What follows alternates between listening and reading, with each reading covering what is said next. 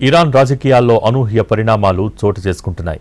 Iran కొత్త supreme మోస్తఫా Khamenei కోమాలోకి వెళ్లాడని అంతర్జాతీయ నిఘా వర్గాలు అంటున్నాయి. అమెరికా జరిపిన దాడుల్లో తీవ్రంగా గాయపడ్డ మోస్తఫా అపస్మారక స్థితిలోకి వెళ్లినట్టు అనుమానిస్తున్నారు.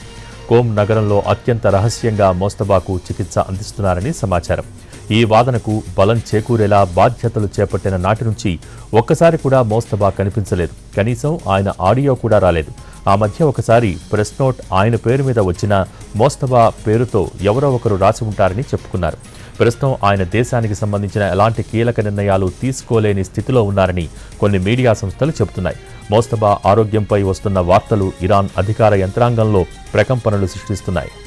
మరోవైపు ట్రంప్ డెడ్ లైన్ దగ్గర పడుతోంది.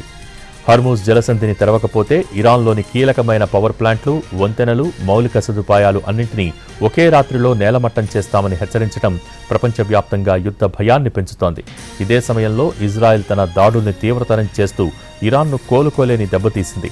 ఇరాన్లోని ఒక ప్రధాన పెట్రోకెమికల్ ప్లాంట్ను లక్ష్యంగా చేసుకుని క్షిపణి దాడులు చేయటమే కాకుండా ఇరాన్ శక్తివంతమైన పారామిలిటరీ దళం Islamic revolutionary guard corps intelligence చీఫ్ను మట్టుబెట్టినట్టు వార్తలొస్తున్నాయి.